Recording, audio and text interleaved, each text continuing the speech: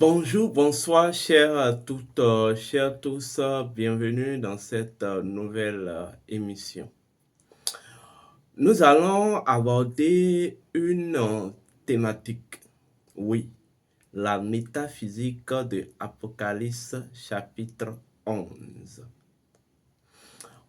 Peut-être vous l'ignorez, mais les livres saints ne sont pas à être considérés comme des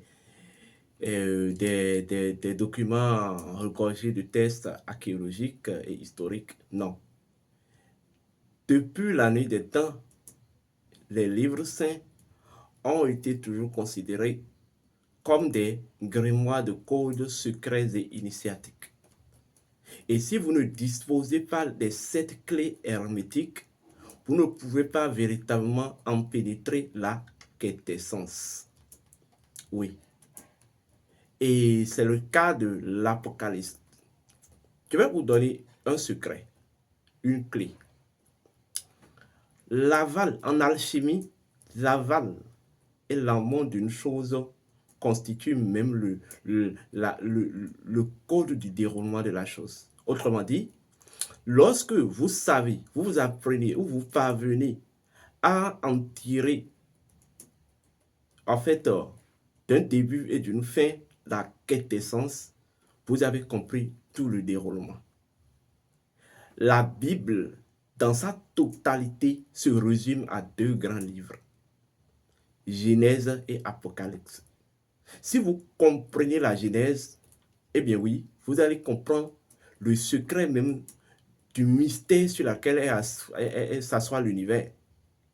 Et si vous comprenez ce que c'est que l'Apocalypse, vous comprendrez les codes et les clés par lesquelles, en fait, l'on peut dérouler une opération magique dans l'univers. Autrement dit, pour nous les initiés, Apocalypse est un grimoire. Oui, un grimoire de chez grimoire. Le langage apocalyptique est un langage de révélation.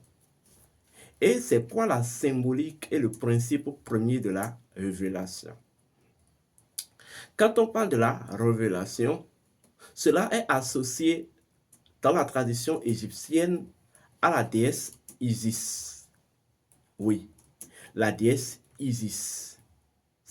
Et en fait, sous ce format, on parlera d'Isis qui doit s'exposer nue à la communauté. Donc, la symbolique même, vous voyez, de la révélation, c'est l'exposition d'Isis. Donc, la véritable révélation, c'est la connaissance. La connaissance fondamentale, la connaissance première des choses. Donc, Apocalypse, on vous l'a dit, ça veut dire révélation, mais Apocalypse veut dire le livre de la connaissance. Le livre de la connaissance exposé, le livre de la connaissance découvert, le livre, en fait, d'Isis exposé. Oui. Alors, quand on parle dans un test initiatique, suivez-moi bien, les points, les virgules, les signes et les gestes ont leur sens précis. Oui, j'aimerais vous accorder ce secret en guise d'initiation. Le point d'une chose incarne l'esprit de la chose. Lorsque je mets une phrase et je mets un point à la fin, le point de la fin là représente l'esprit même de la phrase. Donc, en fait, une phrase en langage hermétique est un courant d'énergie. Oui, une phrase est un courant d'énergie. Donc, dans les tests initiatiques, ce n'est pas plutôt à la fin des tests qu'on trouve un point ou à la fin d'une phrase qu'on trouve un point, mais au début d'une phrase. Vous comprenez? Au début d'une phrase pour montrer qu'en réalité, tout commence toujours par l'esprit. Et que, en fait, le point au début de la phrase signifie que le courant d'énergie qu'on veut dérouler provient d'un esprit précis. Est-ce qu'on me comprend? Alors, la virgule dans une phrase représente essentiellement quoi? La virgule représente tout simplement une transition. Le principe de la transition, d'une transition énergétique dans un cycle où en fait la virgule a une relation avec en fait une transition dynamique dans une phrase. Donc, dans les thèses initiatiques, et virgule et point ne se positionnent pas n'importe comment, n'importe où. Non, ça suit des réglementations précises. Et encore mieux, les mots. Oui, dans la spiritualité ancestrale, les mots ne veulent jamais dire la même chose. Et pour comprendre le vrai sens des mots, il va falloir que vous retrouviez leur symbolique métaphysique. Et c'est par là que nous allons commencer. Apocalypse 11, versets 1 à 7. D'abord, on va le dire autrement. On va dire Isis dévoilé 11, versets 1 à 7. Et pour comprendre toute la quintessence qui se trouve dans Apocalypse 11, retournons dans la spiritualité ancestrale et allons chercher la métaphysique de 11. Oui, 11 est associé à la femme qui ouvre les gueules du lion. Vous voyez, la femme qui ouvre les gueules du lion. Or, je viens de vous dire, de façon symbolique, Apocalypse représente Isis dévoilée, Isis exposée. Donc, le principe premier d'Apocalypse chapitre 11, c'est tout simplement, en fait, Isis exposée, mais qui doit maîtriser l'autorité de chaque chose. Donc, la connaissance, en fait, la connaissance qui doit, en fait, vous permettre de maîtriser l'autorité des choses et, en fait, d'en créer un point d'harmonie ou un point ou d'accéder à leur maîtrise. Donc, tout ce que vous verrez dans Apocalypse 11, ça sera un ensemble de connaissances, un ensemble de techniques qui doit vous amener à, en fait, étudier, absorber l'intelligence, l'autorité de l'énergie des choses et à en détenir le maître. Oui, vous comprenez maintenant. Maintenant, il est dit, on me donne un roseau sous la forme d'une verge. On me donne un roseau sous la forme d'une verge. Oui, la symbolique de la verge. Dans la spiritualité ancestrale, la verge représente le commandement. Donc, on me donne un roseau sous la forme d'un commandement. Vous voyez? Alors, que représente le roseau? Le roseau représente en fait un élément de propulsion. Et quand on parle d'élément de propulsion, il s'agit tout simplement d'un élément viril. Oui. Et quand on parle d'un élément viril, il s'agit tout simplement de la queue de serpent ou en fait l'organe pénien. Et il dit, on me dit de mesurer le temple de Dieu. Vous savez, l'organe viril ou le principe viril a la capacité, vous voyez, de mesurer ou en fait de démultiplier, de séquentialiser le fonctionnement entitaire au sein de la matrice. Voilà pourquoi, de façon même biologique, la meilleure manière même de savoir même la taille d'un vagin Cela se sert aussi par le pénis ou par les doigts. Et quand on dit en langage hermétique mesurer quelque chose, c'est pour dire en réalité maîtriser le contour énergétique de cette chose-là.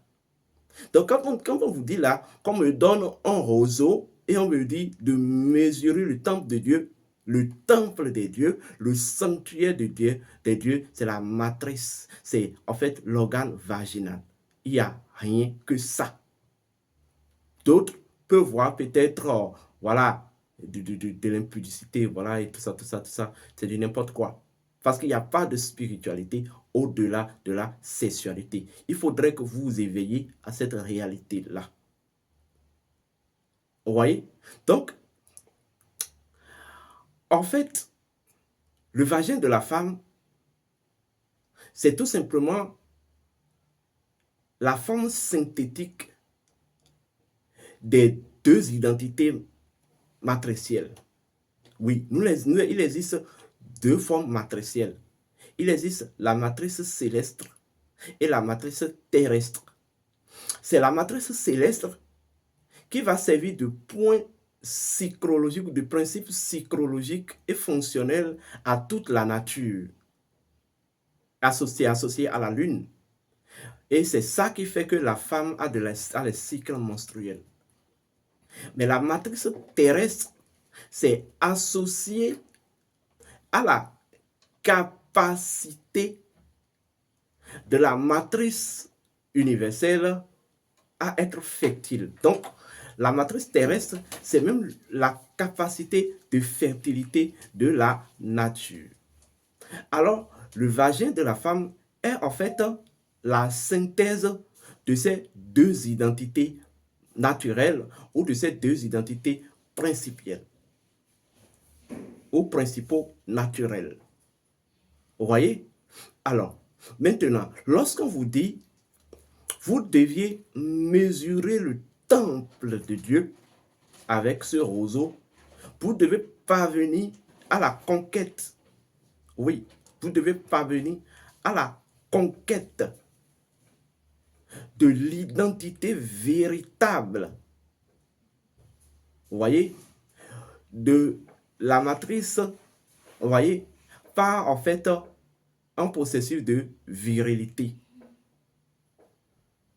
Et ce processus de virilité, en fait, va vous introduire dans un univers perdu, un univers trouble, un univers autour de laquelle, au sein de laquelle vous deviez retrouver votre chemin, votre lumière. Et il est dit, il y a deux pavillons à l'extérieur et vous ne deviez pas la mesurer. Les deux pavillons qui sont à l'extérieur, symboliquement, vous voulez que je vous le dise? Eh bien oui, symboliquement, a une relation avec les portails matriciels. Oui, les portails matriciels. Autrement dit, prenez le temple comme symboliquement le vagin de la femme, dont en fait les lèvres constituent des portails de cet univers. Et le temple qui est, l'autel qui est à l'intérieur, c'est l'utérus qui va garder le nouveau Horus qui veut se présenter. C'est que l'utérus, en fait, qui va maintenant, en fait, servir de canal à la lumière du jour. Je ne sais pas si vous me voyez.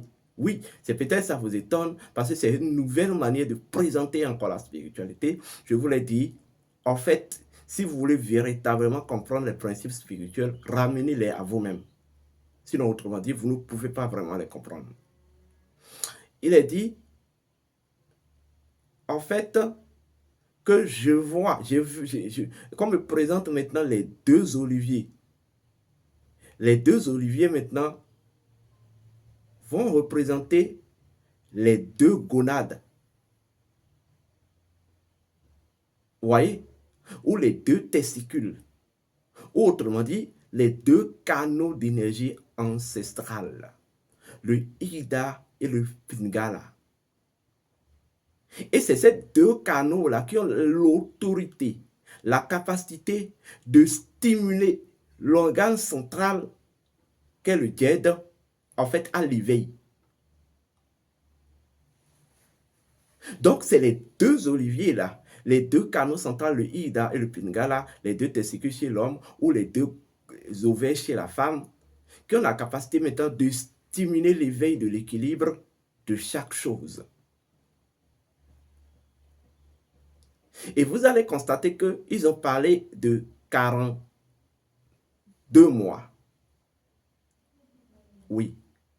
Les 42 mois, c'est pour vous éveiller à une réalité.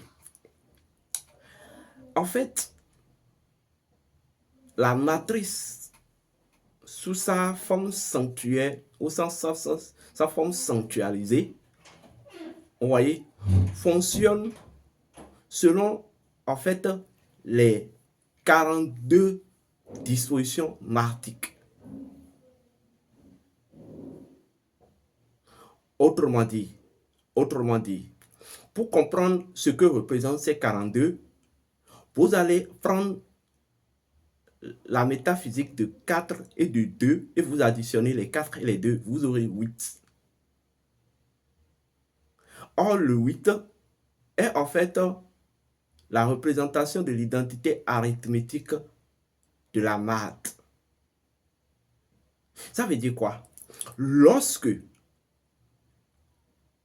en fait, les gonades stimulent l'éveil de l'équilibre, vous voyez, par en fait activité de l'élément viril au sein de la matrice, il y a une réalité qui commence par régner dans la matrice.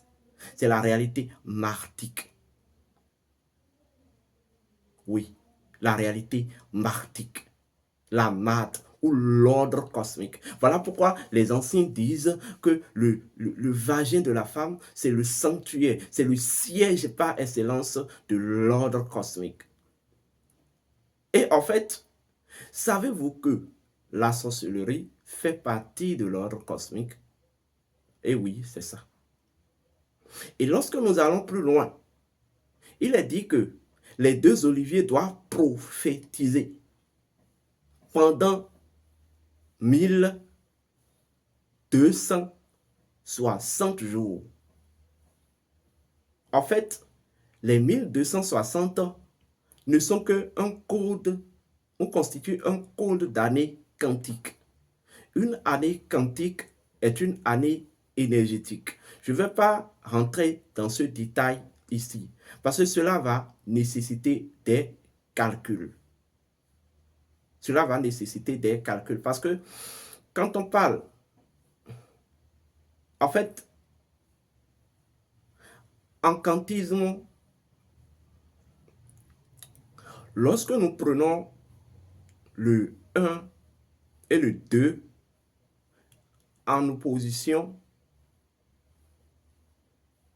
en fait, pour concilier l'opposition entre le 1 et le 2, c'est de les trouver une synthèse, un point de synthèse ou un point d'union.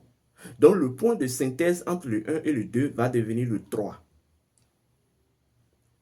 Et en calcul quantique, lorsque vous prenez le 6 a de valeur dans des équations quantiques par le 5. Donc, pour que, en fait, le 6 soit le 6, il y a eu, en fait, le sacrifice du 5. Vous voyez?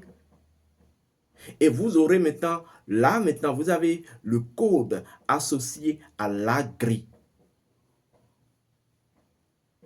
Ça, je ne vais pas vous détailler vraiment ce côté-là. Mais ce que je vais dire, quand vous poursuivez, vous allez constater qu'il est dit, en fait, donc ça veut dire quoi? D'abord, lorsque le processus commence et les deux oliviers se mettent dans leur activité, c'est-à-dire le Ida et le Pingala, les deux canaux de base, les deux canaux ancestraux, de l'énergie ancestrale plutôt, en fait, se met en mouvement, il y a en fait un dynamisme, une en fait partage, une en fait propulsion de lumière qui se déroule. Et c'est ça qu'on va appeler en fait la prophétisation. Et cette propulsion de lumière aura lieu pendant en fait, le temps du déroulement de la propulsion de lumière doit être équivalent en fait au code de la grille. Et le code de la grille, c'est quoi? C'est le 3/5e, ou si on va encore aller plus loin, le 1/5e. Parce que, en fait, en métaphysique, le 1 et le 3 sont d'une même identité. Ça, je ne vais pas aller comprendre pourquoi on dit que, voilà, trois dieux en un dieu qui forme trois. Vous voyez? Donc, à partir du moment dont la lumière est en fait propulsée par l'activité des deux oliviers, au cours de l'art, parce que là, on vous déroule exactement l'art sacré, au cours de l'art, vous voyez, ou au cours de l'exercice ou du parcours de l'organe ou de l'instance virile, vous voyez, dans le temple de Dieu, et tout ceci donc cette lumière étant en train d'être propulsée dans tout l'univers pendant le cycle associé à la grille, après en fait la propulsion de la lumière qui doit se partager, se décomposer dans tous les univers, il y aura maintenant en fait la libération du ciel. Mais avant qu'il y ait libération du ciel, lorsque les gonades sont en train de stimuler le partage de lumière au sein des univers par l'activité que vous savez, en fait, le ciel est bloqué. Oui. Quand on dit le ciel est bloqué, c'est les gonades qui ont l'ultime capacité de bloquer l'organe pénien afin qu'il n'en libère pas le fruit défendu. Et c'est ça qu'on vous appelle par les plus. Parce que, en fait, lorsque les plus seront libérés dans des mauvaises conditions, ça risque, en fait, d'éteindre le fruit de circulation de lumière stimulé par les deux gonades ou les deux oliviers. Donc, c'est en fait les gonades qui ont la capacité et de verrouiller le système d'éjaculation ou de jouissance, ou voilà, de plaisir, voilà, je vais dire de plaisir, et c'est les deux qui ont aussi la capacité, en fait, de libérer, ou en fait, de ne pas, de libérer aussi cette jouissance et autres, etc., etc. Et c'est de ça qu'on vous parle sous ce langage-là. Vous comprenez? Donc, lorsque la lumière est propagée dans l'univers ou dans les univers, ceci va en fait préparer les bénédictions maintenant à jaillir. C'est ça, cette technologie qu'on appelle de la gris à la blanc. Et il est dit que ces oliviers-là, personne ne peut les attaquer, personne ne peut en fait les tuer. Car celui qui cherchera à les tuer et à les attaquer, en fait, risque d'être en fait incendié par le feu venu de leur bouche. Oui. Vous savez, les deux gonades sont des structures énergétiques associées au canal central et associées à la Kundalini, qui est en fait une souche en fait lumineuse d'essence. Donc, sa structure électromagnétique, c'est ça en fait les deux gonades. Donc, quand on parle du magnétisme, le magnétisme n'est pas absence du feu. C'est ce que vous devez savoir. Le magnétisme n'est pas absence du feu. Ou ce que les gens vous ont fait croire que voilà, quand on parle de magnétisme, c'est l'absence, c'est faux. Le magnétisme n'est pas absence du feu. Sauf qu'en réalité, le magnétisme, c'est toujours, en fait, le feu, c'est toujours de la lumière, mais dans la lumière, en fait, adoucie. Au moment dont l'électricité est, en fait, de la lumière, mais dans une version, en fait, brute. Vous comprenez? Donc, en fait, c'est la version, c'est le canot qui est Ida, qui est le testicule gauche chez les femmes, les hommes, symboliquement le testicule gauche chez les hommes, symboliquement l'ovaire droite chez les femmes, qui en fait travaille à ce que la lumière qui doit quitter la Kundalini comme un feu s'adoucit pour ne pas détruire l'individu. Donc les deux gonades vont représenter une forme de structure électromagnétique, vous voyez, à l'énergie de la Kundalini. Voilà pourquoi il est dit que ces deux gonades-là, ou ces deux oliviers, ont la capacité de transformer l'eau en sang. Oui. La transformation de l'eau en sang. C'est ça symbolise la transformation en fait, de la mémoire. Ou la transformation, en fait, de la mémoire en pure énergie. Vous voyez? Ou en fait, lorsque les deux gonades, les deux structures électromagnétiques de la Kundalini stimulent l'éveil de l'équilibre, de votre équilibre, ceci va vous amener à un niveau essentiel, la dynamisation de votre mémoire ancestrale. De la sorte que vous devenez à partir de ce moment une incarnation parfaite des mânes ancestrales de votre lignée. Donc, la magie sexuelle est tout simplement une technologie qui permet de dynamiser, en fait, les mémoires ancestrales et de les rendre opérationnelles. Pour savoir si quelqu'un véritablement pratique la magie sexuelle, regardez dans son dynamisme, regardez dans sa réactivité.